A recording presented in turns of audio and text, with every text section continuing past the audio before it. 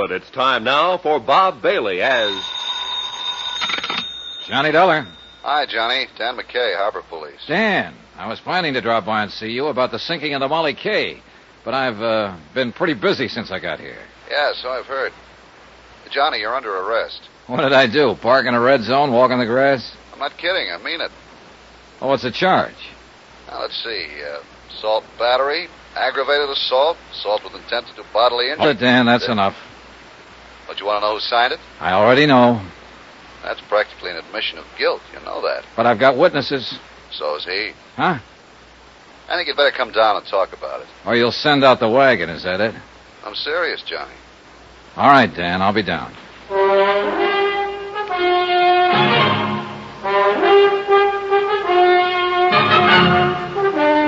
Tonight and every day night, Bob Bailey in the transcribed adventures of the man with the action-packed expense account. America's fabulous freelance insurance investigator. Yours truly, Johnny Dollar.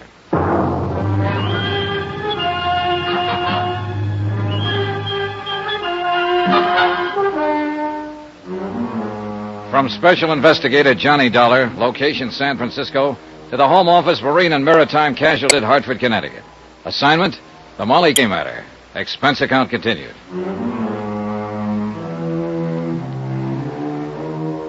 Item 7, a mere 60 cents. Taxi from my hotel to the foot of Market Street and headquarters of Inspector Dan McKay in charge of Harbor Police. I'd known Dan for years, well enough to realize that knowing him wouldn't make any difference. Not when he had a warrant to serve. I knew the charge wouldn't stick, of course, but it could slow me down, and I figured that was exactly why it had been filed. You may be right, Johnny. Maybe Captain Brawley did file charges just for nuisance value. Keep you out of his way for a day or two. That's exactly what he did. Nevertheless, the charge was filed, and a warrant has been issued. So what are you going to do about it? I know what I'd like to do about it. That's against the law, too. You know, you could be wrong, Johnny. Brawley may not be guilty of the Molly K sinking. I told you the whole story, Dan. The facts add up. What do you think? I think you've got an awful strong case, but it's still based on circumstantial evidence. Well, what else is there to base it on? The rest of the evidence is out past the harbor there, out beyond the Golden Gate, a mile below the surface of the Pacific. Yeah, I know. Most of the cases we handle here in the Harbor Division are like that. Well, then you can see the problem I'm up against. Yeah, I can see it all right. That's a big harbor out there, Johnny. Biggest natural harbor in the world. A lot of square miles of water. A lot of miles of shoreline. And a lot of ways of covering up a crime. As far as disposing of physical evidence, it's true. Body can be thrown into the bay, a weapon, so on. Sometimes we recover it, sometimes we don't. It's tough, Johnny. Yeah, I imagine. Real tough. Hey, that's the SS Maritonia, arriving from Ceylon, Java, the Philippines. She'll dock at Pier 14. The cargo is probably spices, mahogany, raw ore. Nice-looking ship. Beautiful. They drive me crazy, Johnny, watching them here from the window. I should have gone to sea. Oh, well. Anyway, since we don't have physical evidence in a lot of cases, we've learned to rely on other things. Such as? The human elements, Johnny. You've turned up a lot of facts, true. Made a good deal more progress on this case than I have. Than you have? What do you mean? Tim O'Rourke sent me the report of the inquiry board. I've been working on the case ever since. Now, you got a pretty convincing bunch of facts. But I know Captain Brawley. By reputation, at least. Look, Dan, I know what you're getting at. People who know Brawley think he's honest. O'Rourke said the same thing. Right. Tough, hard, violent-tempered, slave driver, but not a crook. An honest man can get under pressure sometimes, get pushed beyond his depth. It happens every day. Yeah, but Johnny, even then, he reacts according to his pattern. Here's what I'm getting at. That murder on board the Molly K just before she sank, you said Hawkins told you the man had been knifed. I can see Brawley slugging somebody with fist, club, or bottle, or even shooting a man. But not a knife. Not in his nature. That's what I mean by human elements. And you're right, Dan. I agree with you. I don't think it was Brawley who killed him. Here's the way I see it. Brawley was pressed for cash. The mortgage on his ship was due in 30 days. He was carrying that grain for Dean Sutton on a contingency basis. He might not make any money, or at least not enough. He was probably doing it as a favor to his daughter. She and Dean Sutton are engaged. Yeah, I know, So Charlie. the first time out, he tried setting that fire on board. It didn't work. One of the crew, Bill Mack, discovered it before it got started. The Molly K returned to port, and Brawley filed an insurance claim. Then he got scared off an investigation and withdrew it. That's all guesswork, Johnny. So far, second attempt, he contacted an expert on explosives, Benny Wong. And Benny pulled off the for blew the bomb out of the ship and sank it. And what about the knifing? Well, Bill Mack was suspicious. He was prowling around the hold and caught Benny in the act of setting the explosive. Benny killed him, figuring the sinking would cover for him. But by accident, Hawkins stumbled onto the body before the ship went down. Well, that adds up, Johnny. It's hard to argue with you. I just can't see a captain sinking his own ship. It's been done before. Yeah, I know. Not everybody feels about them the way you do, Dan. And $500,000 is a lot of money. That's true. But 25 years of command means a lot, too. Deep sense of responsibility. Integrity. Oh, pardon me. Inspector McKay. Oh, yeah. Just a moment. It's for you, Johnny. It was Lou Tang, Shanghai Lou. She'd called the hotel and found out where to reach me. For once, she didn't try to play games.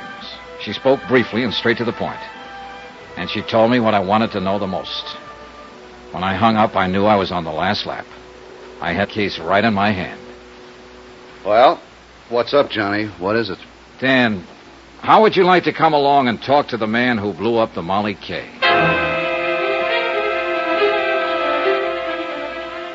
Item 8, 80 cents. Another taxi. A short run from the foot of Market to Fisherman's Wharf. Lou Tang's spies had told her Benny Wong was holed up in a back room of the Fa Song Fish Company out on the docks. And they said he was scared, armed, and dangerous. There's the Fa Song layout, Johnny. Right there, the warehouse on the end. Yeah. Well, let's go around the gangway. Lou Tang said the room is on the back one here. Say, Johnny, why don't you wait here? Let me take him. This kind of thing is part of my job. But he's my pigeon, Dan. I found him first. There's a door at the back. That must be it. Yeah, only one it could be. Besides, I'm under arrest. If you left me alone, I might escape. Yeah, sure. You got a gun, Johnny? Yeah. All right. Let's go. We moved quietly up to the blank wooden door opening onto the gangway over the water. There were no windows in the back wall, so we were certain we weren't being watched from inside. We stopped at the door, and McKay reached for the knob and tried it gently. It's unlocked. Good. You ready? You go ahead. Hey, what? Hold it, police officers. Drop that gun. Drop it fast. This doesn't look much like Benny Wong, Johnny. No, it doesn't. Now, look here. What do you do, Dean? Go around with a gun in your hand all the time? You're making a mistake, Dollar.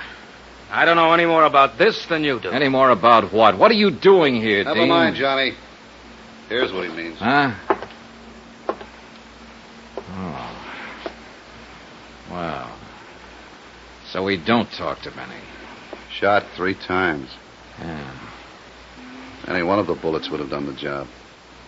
You weren't taking any chances, were you, Dean? I didn't shoot him. I just got here. How did you know where he was hiding? I didn't.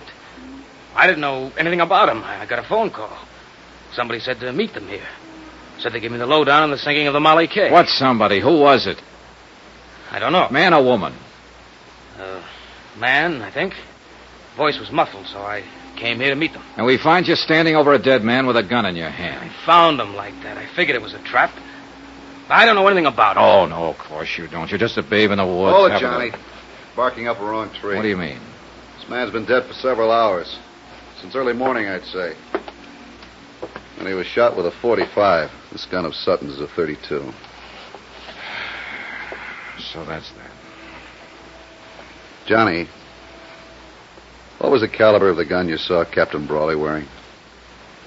A .45, Dan. I'll put out a bulletin and we'll pick him up. Wind up. The bets were all in.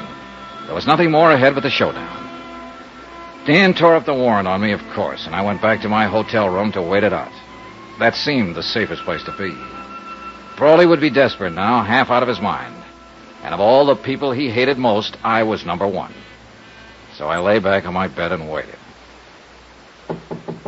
I reached my gun from the lamp table, moved quietly over the door, and took hold of the key. Who is it? Let me in, Johnny. Ellen. Just a second. Come on in. Has he been here, Johnny? Has who been here? My father. The last time I saw the captain, he was lying unconscious on a barroom floor. I just put him there. That was last night. Yes, I know. Well, what made you think he'd be here? I don't know. Guess I thought... I don't know what I thought. Oh, easy now, honey. I'm scared, Johnny. Hold me, please. I'm so lonely and scared. It's all right, Ellen. Easy now. He came home last night after he fought with you. He was furious. Then he left again, and I haven't seen him since. Does he have his gun with him? I guess so. I don't know.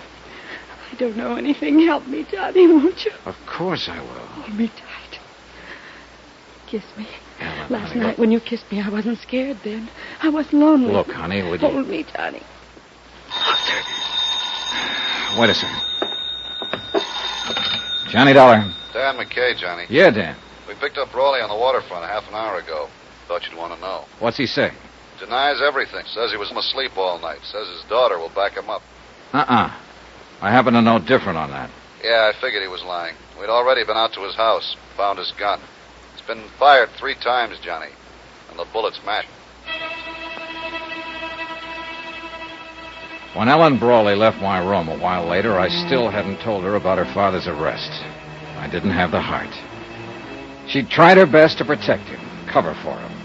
She'd have done anything to save him. And yet, the irony was that every move she'd made helped tighten the case against him. The scent of her perfume still hung in the air after she'd gone. It was a strange scent, subtle, disturbing. I began to feel uncomfortable, on edge. There was something familiar about that scent. And finally I tagged it. I'd noticed that same perfume in the room on the wharf, where Benny Wong lay murdered.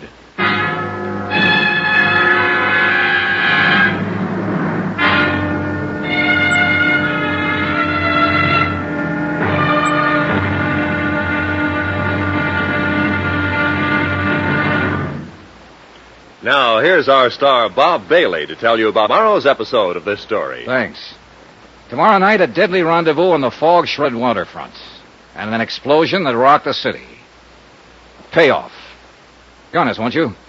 Yours truly, Johnny Dollar.